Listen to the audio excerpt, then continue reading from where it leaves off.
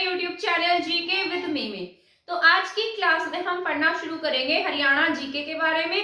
जैसा कि आपको पता है हमने बहुत सारी क्लासेस हरियाणा जीके की पहले भी कर ली है और आज की क्लास का जो हमारा मेन टॉपिक रहेगा वो रहेगा हरियाणा में कांग्रेस की स्थापना से रिलेटेड। ठीक है, जैसा कि आपको पता है इससे पहले वाली क्लास में हम कर चुके हैं 1857 की क्रांति के बारे में। तो जैसा कि मैंने आपको बताया था कि जिस तरीके से हमारे यहाँ जब 1857 की जो क्रांति हुई थी, जैसे हम इंडियन हिस्ट्री में पढ़ते हैं, जब 1857 की क्रांति हुई तो उसके बाद में जो हमारा मेन जो मोटिव था ना, मेन मुद्दा था वो क्या था, हरियाणा में या इंडिया में भी कह सकते हैं कांग्रेस की स्थापना।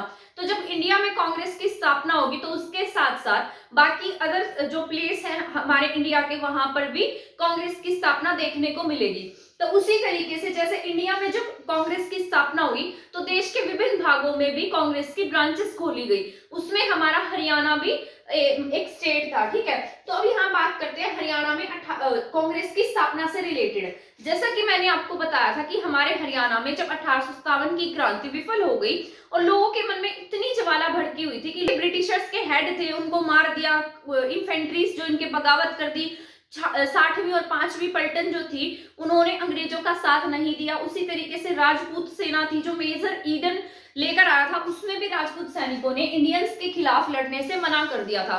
तो इस बात का जो भय था वो अंग्रेजों में बैठ गया था। ठीक है, अंग्रेजों के मन में भय बैठ गया तो उन्होंने सोचा कि क्यों ना हम कुछ ऐसी एक ऐसी संस्था बनाएं जिसमें ये जो भी इंडियंस है ना आए और अपना गुस्सा जो है ना वो इस कांग्रेस में, मतलब यहाँ पर इस बैठक में बोलकर और यहाँ से चलते बने, यानी कि इनके मन में कभी अब क्रांति की जो बात है ना वो ना आए, जिससे कि जो उनका गुस्सा होगा ना वो सब यहीं पर बोल बाल कर यहाँ से चले जाएंगे। तो इसके साथ साथ हमारे यहाँ पर इंडिया में अब यहाँ पर इंडिया के लोगों ने सोचा कि हमें यूनाइटेड होने, यूनिटी मतलब एकता में बढ़ने की जरूरत है, इकट्ठा होने की जरूरत है। तो इस प्रकार से इन्होंने किसकी स्थापना कर दी, यहाँ पर 1885 में इंडिया में किसकी स्थापना हुई है, कांग्रेस की स्थापना होगी। ठीक है, और यहाँ पर जब कांग्रेस की आपको पता है स्थापना होगी तो यहाँ पर स्थापना के साथ साथ इनके अलग अलग क्या होंगे, सेशंस होंगे। हर एक साल के बाद क्या होता था, इनका अधिवेशन होते थे या सेशन होते थे। तो वहां से हर स्टेट से कौन जाता था, कोई ना कोई रिप्रेजेंटेटिव जाता था। जिस तरीके से यहाँ पर जब 1885 में कांग्रेस की स्थापना तेजपाल गोकुलदास तेजपाल संस्कृत महाविद्यालय में हुई थी। कहाँ हुई थी, गोकुलदास तेजपाल संस्कृत महाविद्यालय में। तो इस प्रकार से जब यहाँ पर ये प्लेस मैंने बताया, जब ये पहली बार इसकी स्थापना हुई और इसकी स्थापना के साथ साथ जब कांग्रेस का पहला अधिवेशन हुआ 1885 में, तो हमारे हरियाणा से इसको रिप्रेजेंट करने गए थे लाला मुरलीधर। क्या नाम था उनका, लाला मुरलीधर। जो लाला मुरलीधर जी हैं इनका जन्म कहाँ पर हुआ है, इनका जन्म तो पलवल में हुआ था। कहाँ हुआ इनका जन्म, पलवल में, लेकिन इनकी कर्म भूमि जो है वो क्या रही थी, अंबाला रही थी। उन्होंने लॉ की डिग्री की थी और लॉ की डिग्री करने के बाद में जो इन्होंने प्रैक्टिस का काम किया वो भी कहाँ पर किया है, अंबाला में किया है। तो इस प्रकार से जिस तरीके से लाला लाजपत राय की कर्म भूमि हिसार रही है, उसी तरीके से जो हमारे यहाँ पर लाला मुरलीधर जी है इनकी कर्म भूमि भी क्या है, यहाँ पर इनकी कर्म भूमि अंबाला है। जन्म कहाँ हुआ इनका, पलवल में, और इनका जो जन्म है ना वो 1848 में हुआ था। तो आपको ये बातें याद रखनी है। लाला मुरलीधर जी बहुत पढ़े लिखे इंसान थे, लॉयर थे, वकालत इन्होंने की हुई थी। तो ये 72 रिप्रेजेंटेटिव में हरियाणा से जाने वाले पहले व्यक्ति थे। इन्हें जो लाला मुरलीधर जी हैं इनका जन्म 1848 में पलवल में हुआ। इन्हें grand old man of Punjab के नाम से जाना जाता है, क्योंकि जब हमारा देश आजाद नहीं हुआ था तो उससे पहले हरियाणा किसका हिस्सा था, पंजाब का हिस्सा था, इसलिए इन्हें किस नाम से जानने लगे, grand old man of Punjab के नाम से। ठीक है, तो आपको ये बात याद रख लेनी है। और ये पहले व्यक्ति थे जो हमारे हरियाणा से कहाँ गए थे, कांग्रेस की पहली मीटिंग में गए थे जहां पर 72 प्रेजेंटेटिव थे। रिप्रेजेंटेटिव कितने थे, 72। तो जब ये वहां से उस मीटिंग में से आए तो इन्होंने सोचा कि क्यों ना मैं भी हरियाणा में कुछ काम करूं।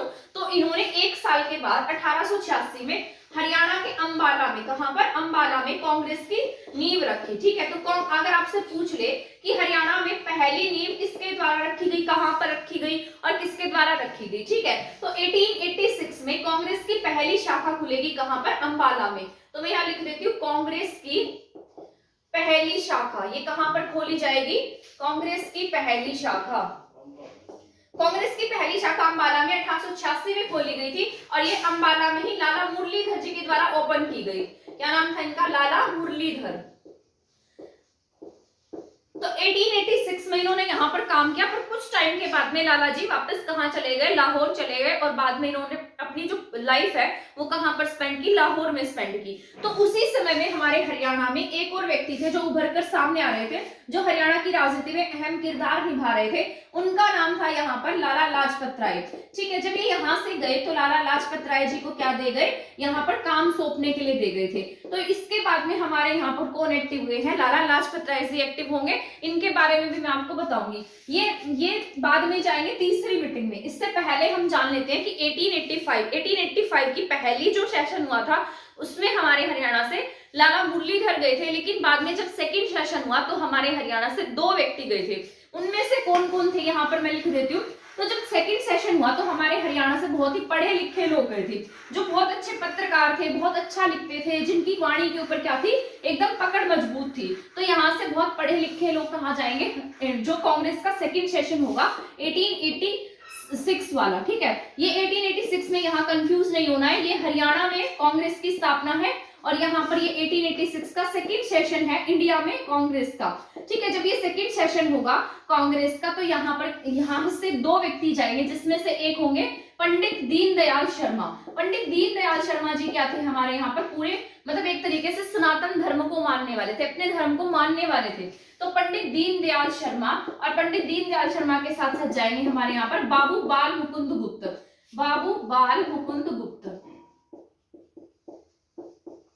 तो हमारे जब यहाँ से पंडित दीनदयाल शर्मा जी जाएंगे तो दीनदयाल शर्मा जी इतने पढ़े लिखे हैं, इतने अच्छे वक्ता हैं, इतनी अच्छी पुस्तकें लिखते हैं, इनकी कहानियां छपती हैं, इनके लेख छपते हैं अखबारों में। और इसके साथ साथ जो बाबू बाल मुकुंद गुप्त जी हैं, ये क्या है? इनके शिष्य हैं। किसके? दीनदयाल शर्मा जी की क्या है? ये शिष्य हैं। तो जब ये इनके शिष्य होंगे तो यहाँ पर इनसे इन्हें बहुत कुछ सीखने को मिलेगा। तो अपने साथ में किसे लेकर जाएंगे? बाबू बाल मुकुंद गुप्त को लेकर जाएंगे। वैसे तो दोनों ही पढ़े लिखे हैं। जो दीनदयाल शर्मा जी हैं, ये कहाँ इनका जन्म हुआ है? झज्जर में इनका जन्म हुआ है और इन्होंने झज्जर से पहला हरियाणा का पहला जो लेख है ना, पहला समाचार पत्र हरियाणा का निकाला था, जिसका नाम क्या था? हरियाणा ही था। ठीक है, तो हरियाणा नाम का समाचार पत्र किसके द्वारा निकाला गया है? दीनदयाल शर्मा जी के द्वारा। कहां से? झज्जर से। और ये अपने धर्म को मानने वाले थे, सनातन धर्म को मानते थे। किसे मानते थे? सनातन धर्म को। ठीक है, तो इनका नाम क्या था? पंडित दीनदयाल शर्मा। और इनकी वाणी के ऊपर इतनी अच्छी पकड़ थी, जब ये बोलते थे ना तो लोग इन्हें इतने मतलब ध्यान से सुनते थे। तो इस वजह से इन्हें एक उपाधि दी गई थी जिसका नाम था वाक्चस्पति। ठीक है, तो क्या कहते थे? वाक्चस्पति। यानी कि इनकी वाणी में सरस्वती का वास था, तो इसीलिए इन्हें उपाधि दी गई थी। किसका वास था? सरस्वती का वास। ठीक है, इनका नाम था व्याख्यान वाचस्पति। व्याख्यान वाचस्पति यानी कि जो अपनी वाणी से अच्छा व्याख्यान करे, अच्छा बोले, जिसकी वाणी में सरस्वती का वास हो। तो लोगों ने इन्हें इस उपाधि से सम्मानित किया था कि ये क्या है? हरियाणा के व्याख्यान वाचस्पति है, यानी कि इनकी वाणी में सरस्वती का वास है। और इसके साथ साथ इन्होंने उर्दू में भी अखबार निकाले। उर्दू में दीनदयाल शर्मा ने झज्जर से एक अखबार निकाला। एक तो इन्होंने हिंदी भाषा में अखबार निकाला था जिसका नाम हरियाणा था। इसके साथ साथ इन्होंने उर्दू भाषा में भी अखबार निकाला है जिसका नाम है रिफा-ए-आम। ठीक है, क्या नाम है इसका? रिफा-ए-आम। ये इंपॉर्टेंट है और एग्जाम में पूछे गए हैं कि इनके द्वारा निकाले जाने वाले अखबारों के नाम बताएं। तो यहाँ पर रिफा-ए-आम भी पूछा गया है और साथ साथ हरियाणा भी पूछा गया। तो ये दोनों पॉइंट्स आपको याद रखने हैं। जब ये यहाँ पर 1886 में जब ये यहाँ से जा रहे थे तो अपने साथ में किसे ले गए? बाबू बाल मुकुंद गुप्त को ले गए। बाबू बाल मुकुंद गुप्त पहले क्या थे? मतलब एक तरीके से इनके शिष्य थे, तो इनसे बहुत अधिक छोटे रहे होंगे, एज में भी बहुत गैप होगा। ऐसा कहा जाता है कि जब बाबू बाल मुकुंद गुप्त 8 साल के थे तभी से क्या लिखने लगे थे? कविताएं लिखने लगे थे। इनके लेख जो थे वो किसमें प्रकाशित होने लगे? अखबारों में। ऐसा कहा जाता है कि अखबारों में। ठीक है, ऐसा कहा जाता है कि जब ये 8 साल के थे तो इनका पहला लेख मथुरा नाम के अखबार में छपा था। किसमें छपा था? मथुरा अखबार में। तो आपको याद रखना है। ठीक है, इसके साथ साथ यहाँ पर ऐसा कहा जाता है कि जो मथुरा अखबार थी वो पंडित दीनदयाल शर्मा जी मतलब जो इसको प्रकाशित कराने का काम है वो कौन करते थे? पंडित दीनदयाल शर्मा जी। तो यहाँ पर बाबू बाल मुकुंद गुप्त जो है इनसे बहुत अधिक छोटे थे, लेकिन बाद में धीरे धीरे जब ये कविताएं लिखने लगे, लेख लिखने लगे, तो इनका नाम भी हरियाणा में बहुत अधिक नाम, मतलब बहुत अधिक नाम होने लगा। इनका नाम था बाबू बाल मुकुंद गुप्त। इनका जन्म जो है वो रेवाड़ी के गुडियानी गांव में हुआ था। तो उनका जन्म कहाँ हुआ? झज्जर में, और इनका हुआ है रेवाड़ी के गुडियानी में। ठीक है, तो ये बात आपको याद रखनी है। इनका जन्म जो है वो 14 नवंबर 1865 में हुआ है। इनका जो डेट ऑफ बर्थ है ना वो याद करना मतलब बहुत इजी है। जैसे इनका नाम क्या है? बाबू बाल है, इनके नाम में क्या आता है? बाल आता है। और बाल दिवस हम कब बनाते हैं? 14 नवंबर को मनाते हैं। तो 14 नवंबर को इनका क्या आता है? बर्थडे आता है। और 1865 में पैदा हुए थे। जब ये पैदा हुए तो मैंने आपको बता दिया 8 साल में इनका पहला लेख छपा था। और किसमें छपा था पहला लेख? कौन सी अखबार में छपा है इनका लेख? मथुरा अखबार में। इसके बाद में जब ये बड़े हुए तो बाद में बहुत अच्छे लेख लिखने लगे, कविताएं लिखने लगे, और इन्होंने इतना अच्छा काम किया कि हरियाणा में इनका बोलबाला हो गया। मतलब ये बहुत बड़े लेवल के क्या थे? एक राइटर थे जो लेख लिखते, कविताएं लिखते, कहानियां लिखते। आप हिंदी की बुक पढ़ेंगे तो इनका नाम भी आपको देखने को मिलेगा, जो बाबू बाल मुकुंद के द्वारा रचित बहुत सारी कहानियां हैं, कविताएं हैं और बहुत सारे लेख हैं जो इन्होंने लिखे हैं। ठीक है, इन्होंने जो अंग्रेज है ना 1905 में, ऐसा कहा जाता है कि 1905 में जब बंगाल विभाजन हुआ था, तो बंगाल विभाजन के समय में जो बाबू बाल मुकुंद गुप्त है, इन्होंने क्या लिखा? जो अंग्रेजों के ऊपर व्यंग्य करने के लिए क्या लिखा है? शिव शंभू के चिट्ठे। क्या लिखा इन्होंने? शिव शंभू के चिट्ठे, जो क्या था? कटाक्ष था किसके ऊपर? लार्ड कर्जन के ऊपर। तो इस प्रकार से हम यहाँ से अंदाजा लगा सकते हैं कि जो इंसान लार्ड कर्जन के ऊपर व्यंग्य लिख सकता है वो कितने बड़े लेवल का एक मतलब राइटर रहा होगा, लेखक रहा होगा। ठीक है, इसके साथ साथ इन्होंने हरियाणा में बहुत सारे और भी पत्र पत्रिकाएं निकाले हैं। जैसे उर्दू में भी अपनी पत्रिकाएं निकाली हैं। उर्दू में इन्होंने लिखा है 1886 में और 1888 में इन्होंने अपने 2 लेख लिखे। 1886 में इन्होंने लिखा है अखबार ए चुनार। क्या लिखा है? अखबार ए चुनार। और इसके साथ साथ 1888 में इन्होंने एक पत्रिका निकाली जिसका नाम था कोहेनूर। तो इस प्रकार क्या करते थे? अपनी कविताएं, अपने लेख इस प्रकार से लिखवाया करते थे। और इसके साथ साथ जब ये छोटे थे ना तब अपने पेन नेम से, यानी कि पेन नेम होता है जिस नाम से कविताएं, अपना रियल नेम नहीं लिखते थे, तो अपने पेन नेम से क्या करते थे? कविताएं लिखा करते थे। तो ये थे बाबू बाल मुकुंद गुप्त। और मैंने इसके साथ साथ किसका नाम लिया था आपको? पंडित दीनदयाल शर्मा का, जो जिन्होंने हमारे हरियाणा में सनातन धर्म की नींव को मजबूत किया था। क्या नाम था इनका? पंडित दीनदयाल शर्मा। इन्होंने क्या लिखी थी? रिफा ए आम। और रिफा ए आम के साथ साथ में क्या लिखा इन्होंने? हरियाणा। ठीक है, तो इस प्रकार से यहाँ पर इनके द्वारा ये कुछ पत्रिकाएं प्रकाशित की गई थी। तो ये दोनों 1886 के सेशन में कांग्रेस अधिवेशन में गए थे। ठीक है, 1886 में कहा गए? कांग्रेस अधिवेशन में। तो आपको ये बातें याद रख लेनी है। ठीक है, तो यहाँ पर 1885 में हमारे यहाँ कांग्रेस की स्थापना होगी, जिसमें 72 प्रतिनिधियों में से लाला मुरलीधर जी जाएंगे। उसके बाद 1886 में फिर से मीटिंग होगी जिसमें हमारे हरियाणा के 2 बहुत बड़े पत्रकार जाएंगे, बाबू बाल मुकुंद गुप्त और इनके साथ साथ पंडित दीनदयाल शर्मा। पंडित दीनदयाल शर्मा जो थे वो क्या थे? बहुत अधिक बड़े पत्रकार थे। इनके साथ साथ बाबू बाल मुकुंद गुप्त को बाद में इतनी ख्याति मिली, इतना नाम मिला, क्योंकि आपको पता है ये इन्होंने क्या किया? जो बाल मुकुंद गुप्त जी हैं इन्होंने इनसे बहुत कुछ सीखा, इन्हें अच्छी गाइडेंस मिली, बचपन से इनका साथ मिल गया, बचपन से इनकी संगति अच्छी हो गई। तो और वैसे भी दिमाग भी बहुत तेज था, इसलिए अच्छा लिखने लगे। तो यहाँ से इनका जो नाम है ना वो पूरे इंडियन लेवल पर हम पढ़ते हैं। तो सेकेंड सेशन में हमारे हरियाणा से ये 2 व्यक्ति जाएंगे। इसके बाद थर्ड सेशन की बात कर लेते हैं 1887 की। तो 1887 में तो कोई ऐसा मेल हमारे हरियाणा से, कोई ऐसा प्रसिद्ध व्यक्ति नहीं गया जिसके बारे में हम पढ़े। इसके बाद में 1888 की बात है। 1888 में मैंने आपको बताया था कि जो लाला मुरलीधर जी हैं ये क्या करेंगे? यहाँ से लाहौर चले जाएंगे और कांग्रेस की शाखा स्थापित करने का काम किसे देकर जाएंगे? लाला लाजपत राय जी को देकर जाएंगे। तो लाला लाजपत राय जी 1888 में कांग्रेस की नींव कहां पर रखेंगे? लाला लाजपत राय जी, सॉरी ये वहां जाएंगे, लाला लाजपत राय जी। ठीक है, 1886 में तो ये कांग्रेस की जो नींव है ना 1886 के लास्ट और 87 की स्टार्टिंग में हिसार में इसकी नींव रख देंगे। कौन? लाला लाजपत राय जी। और 1888 के 4th सेशन यानी कि चौथे अधिवेशन में लाला लाजपत राय जी कहां चले जाएंगे? ये जाएंगे कांग्रेस के अधिवेशन में। ठीक है, और ये कौन से नंबर का होगा? 4th नंबर का। तो आपको ये बात याद रखनी है, ठीक है। इससे पहले मैं अब आपको बता देती हूँ कि लाला लाजपत राय जी के जीवन के बारे में, इनके पिताजी के बारे में, कि क्योंकि इनके पिताजी के बारे में जानना इसलिए जरूरी है क्योंकि इनके जो पिताजी थे वो क्या थे, अध्यापक थे, सरकारी स्कूल में पढ़ाते थे। और ये क्या, इनके पिताजी क्या पढ़ाया करते थे, पारसी और उर्दू पढ़ाते थे। कौन सी भाषा पढ़ाते थे, पारसी और उर्दू, ठीक है। लाला जी का जो जन्म है ना वो कहाँ पर हुआ है, हरियाणा में नहीं हुआ, इनका जन्म पंजाब के मोगा जिले में हुआ है। तो ये बात याद रखनी है, कहाँ पैदा हुए हैं ये, पंजाब के मोगा जिले में। जन्म है वो 28 जनवरी 1865 को हुआ है, ठीक है। कब कब पैदा हुए हैं ये, 28 जनवरी 1865 को लाला लाजपत राय जी का जन्म पंजाब के मोगा जिले में हुआ।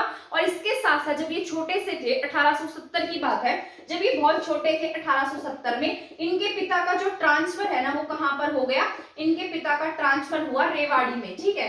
कहां पर हो गया, रेवाड़ी में। तो इनके पिताजी इनको लेकर कहां पर आ गए, रेवाड़ी में आ गए। इसके बाद 1880 में जब ये 15 साल के थे तो ये वकालत करने के लिए कहां जाएंगे, लाहौर चले जाएंगे। कौन, लाला जी, ठीक है। तो 1880 में जो लाला जी हैं वो कहां चले गए, लाहौर चले गए। और जब ये लाहौर गए तो इनके पिताजी कहां पर थे, रेवाड़ी में थे। लेकिन जब ये वकालत करके वापस आएंगे तो इनके पिताजी की जो ट्रांसफर है वो कहां हो जाएगी, रोहतक में हो जाएगी, ठीक है। जब ये वकालत करके वापस आएंगे तो इनके पिताजी की जो ट्रांसफर है वो कहां होगी, रेवाड़ी से रोहतक में होगी, ठीक है। कहां पर होंगी, रोहतक में। तो अगर आपसे एग्जाम में पूछा जाता है ना कि बताइए लाला लाजपत राय जी के पिताजी का ट्रांसफर सबसे पहली बार कहां हुआ था, या फिर ऐसा पूछ लेगा लाला लाजपत राय जी सबसे पहले हरियाणा के कौन से स्थान पर आकर रहे थे, तो सबसे पहले रेवाड़ी में आए थे। रेवाड़ी के बाद ये कहां आएंगे, रोहतक में आएंगे, ठीक है। तो रोहतक में भी कुछ समय तक रहेंगे। जब ये वापस आएंगे, लाला लाजपत राय जी जब अपनी लॉ की डिग्री करके वापस आएंगे तो इनके पिताजी कहाँ होंगे, रोहतक में होंगे। तो कुछ समय के लिए लाला जी रोहतक में काम करेंगे। लेकिन फिर बाद में जब इनके पिताजी का क्या हो जाएगा, इनके पिता का ट्रांसफर रेवाड़ी से रोहतक 1884 में हुआ है। इसके 2 साल बाद 1886 में इनके पिता का ट्रांसफर कहाँ हो जाएगा, हिसार में हो जाएगा। और तभी से लेकर 1928 तक जो लाला जी हैं इनकी कर्म भूमि क्या रहेगी, इनकी कर्म भूमि जो है वो हिसार ही रहेगी। तो यहाँ पर 1886 में हिसार में जो लाला जी हैं ये क्या करेंगे, इसको अपनी कर्म भूमि बना लेंगे, ठीक है। किसे, हिसार को। तो तब से लेकर ये कहां पर काम करेंगे, हिसार में काम करेंगे।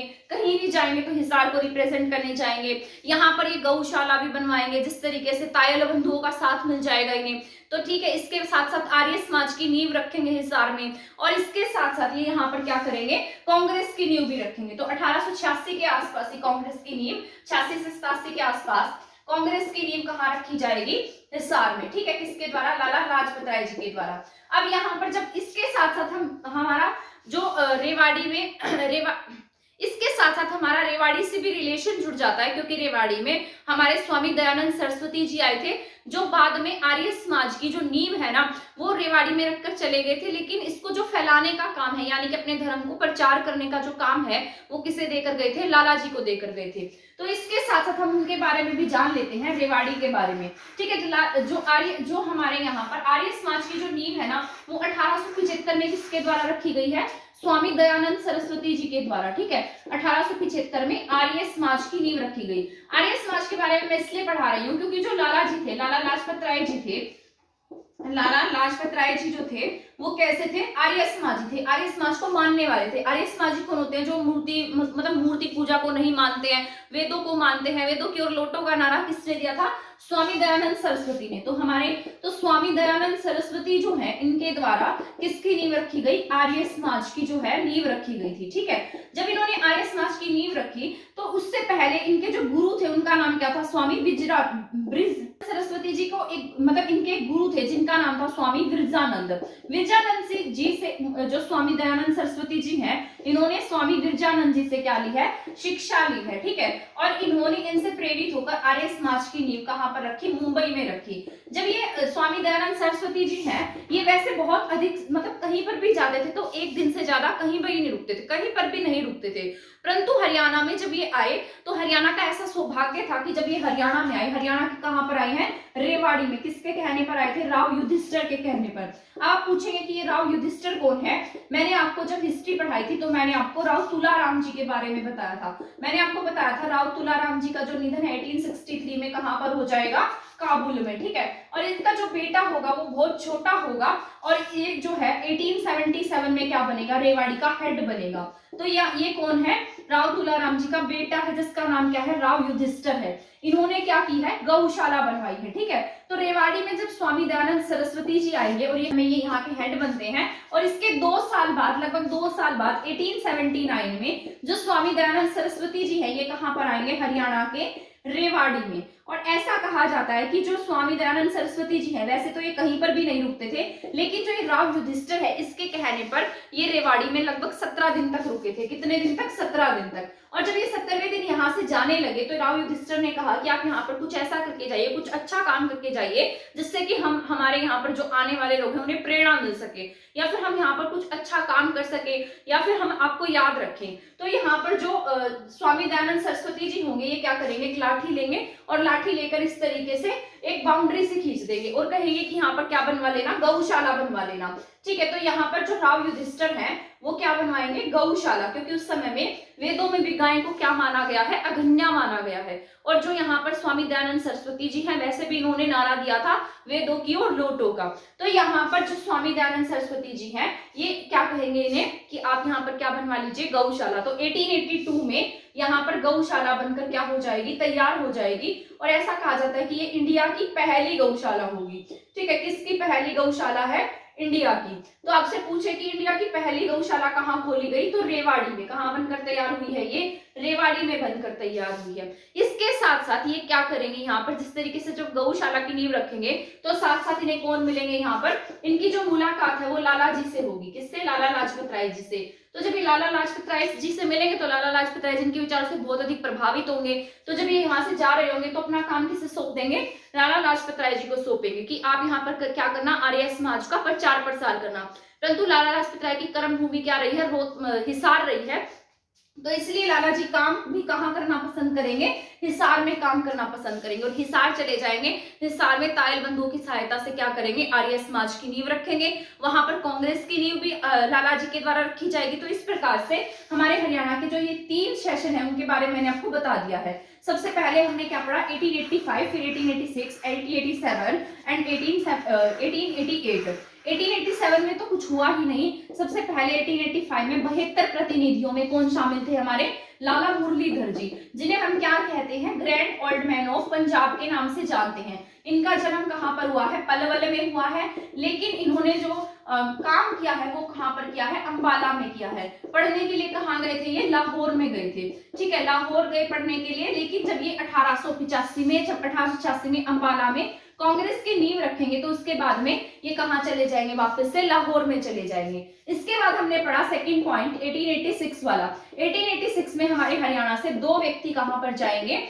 ये जाएंगे कांग्रेस के सेकंड सेशन में। इनका नाम क्या क्या था? पंडित दीनदयाल शर्मा। और इसके साथ साथ दीनदयाल शर्मा जी के साथ साथ कौन जाएंगे यहाँ पर? बाबू बाल मुकुंद गुप्त, ठीक है। बाबू बाल मुकुंद गुप्त, जिनका जन्म कहां पर हुआ है? गुड़ियानी में। बाबू बाल मुकुंद गुप्त।